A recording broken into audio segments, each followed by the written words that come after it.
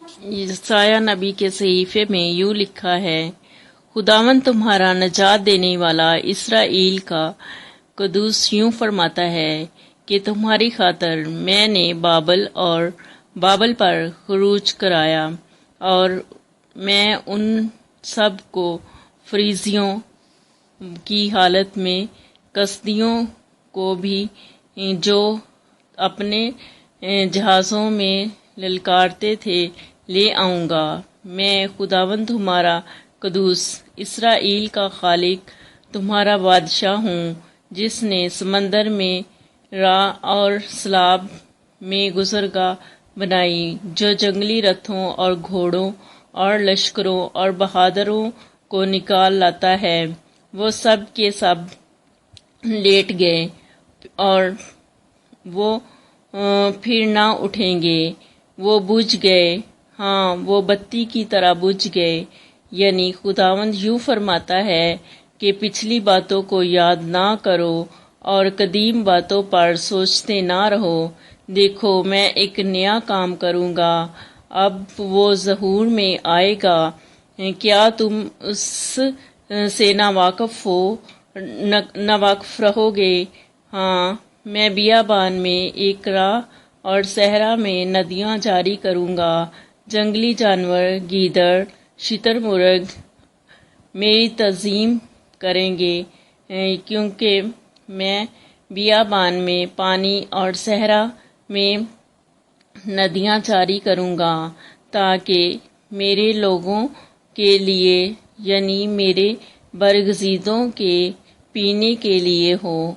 میں نے ان لوگوں کو اپنے لیے بنایا تاکہ وہ میری حمد کریں۔ آمین۔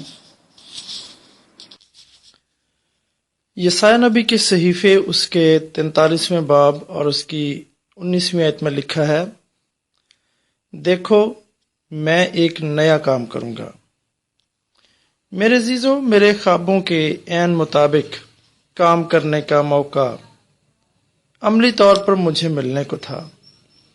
یہ ایک ایسا ذریعہ ہونا تھا کہ میری صلاحیتیں بھی استعمال ہوتی اور مجھے آمدنی بھی ہوتی، لیکن شروع سے ہی مشکل سامنے آئی اور سب کچھ میری توقعات کے مطابق نہ ہوا اور وہ دروازہ بند ہو گیا۔ نتیجتاً مجھے بہت تکلیف پہنچی اور میں مایوس سا ہو گیا اور یہ دل پر روگ سا لگ گیا۔ میں اس دروازے کو پھر سے کھولنا اور اس کام کو حاصل کرنا چاہتا تھا، کیونکہ یہ میرا خواب تھا۔ میرے عزیزو، ہم اکثر اپنے آپ کو ایسے دوراہوں پر پاتے ہیں، ایک کھوئی ہوئی نوکری، ناکام شادی، کسی عزیز کی ناراضگی، اور ہمارے سب خواب دھوئیں میں اڑتے ہوئے محسوس ہوتے ہیں، اور ہم پیچھے کھڑے کاٹ کباڑ کو دیکھ رہے ہوتے ہیں اور جو ہونا چاہیے تھا اس کی تمنا کر رہے ہوتے ہیں۔ اس مشکل وقت میں خدا نے مجھے نرمی سے یسایہ نبی کا صحیفہ اور اس کے 43ویں باب کی یاد دلائی۔ جو کچھ پیچھے ہو گیا تھا، اسرائیلیوں کو اسے بھولنے کی ضرورت تھی۔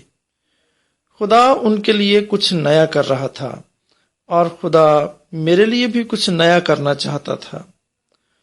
مجھے صرف پیچھے دیکھنے سے باز رہنا تھا، ماضی میں دیکھتے رہنے سے مجھے باز رہنا تھا۔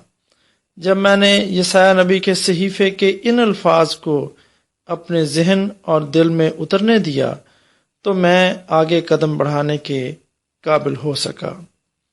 اس کے فوراً بعد کام کرنے کے دوسرے مواقع سامنے آئے اور میں نے ایک بار پھر خوش ہونا شروع کر دیا۔ خدا مجھے نئے خواب دے رہا تھا۔ میرے عزیزو، ہمیں اپنے چہرے کو درست سمت میں خدا کی جانب کرنے کی ضرورت ہے۔